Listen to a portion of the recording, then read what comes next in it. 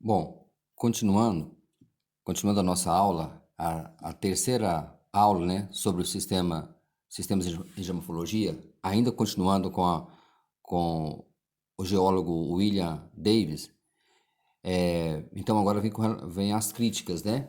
Então, os autores Carson e Kirkby, 72, para eles existem duas suposições chaves no sistema descritivo proposto por Davis.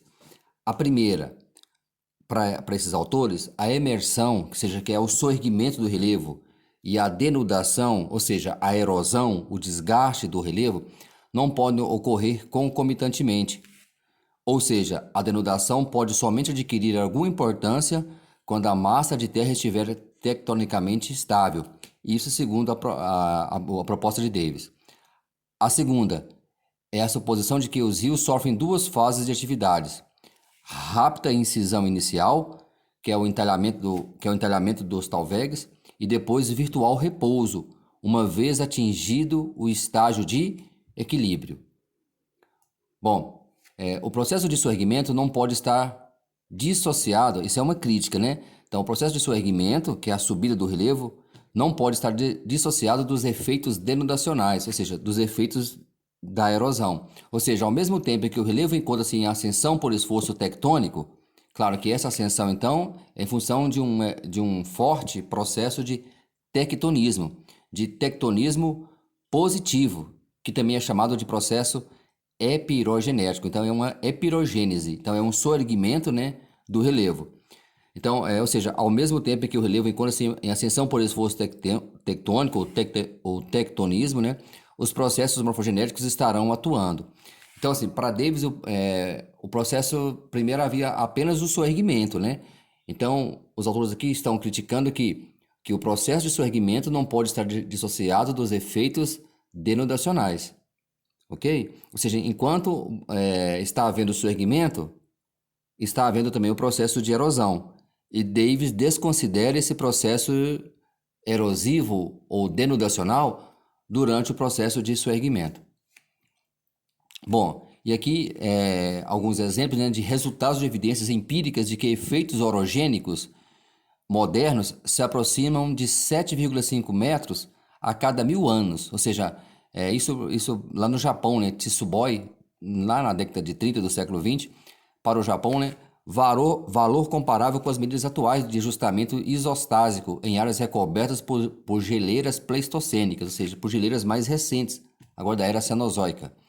Também seria improcedente a ideia de uma estabilidade tectônica da juventude até a senilidade, ou seja, desde a fase juvenil, da fase de jovem até a fase de senilidade, é quase impossível você imaginar um relevo, segundo proposto por Davis, sem ter nenhuma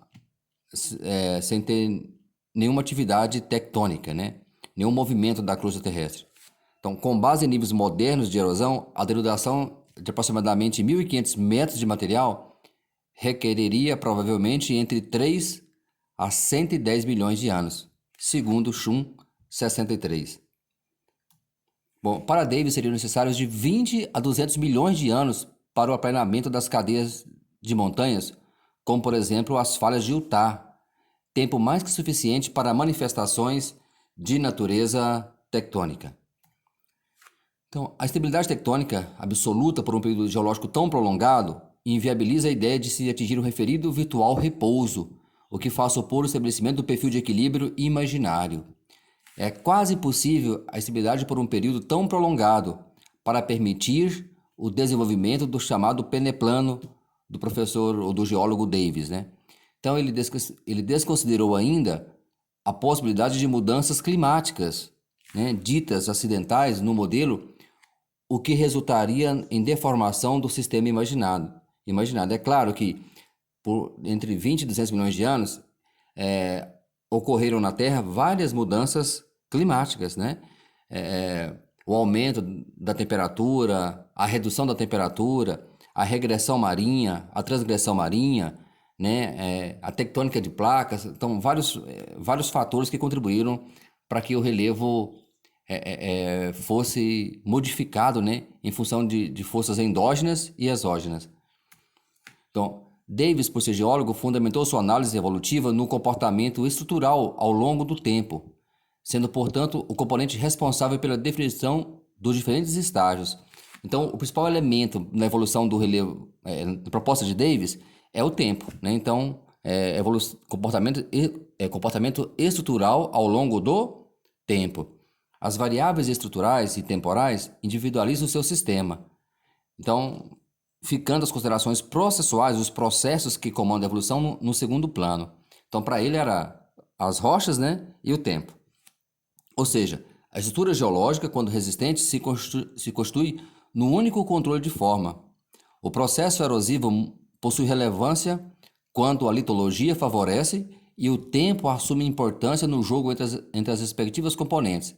Então, para o Davis, estrutura geológica e o tempo, né, decorrido da exposição do material às intempéries, né, da natureza, seriam responsáveis pela evolução do relevo.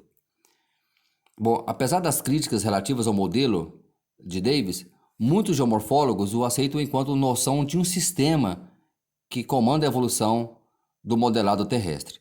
King, em 1953, segundo ele, algumas autoridades têm rejeitado todo o conceito cíclico proposto por Davis, né? Enquanto outras têm aceitado a ideia usual da existência de um ciclo evolutivo da morfologia, processada em função dos processos erosionais.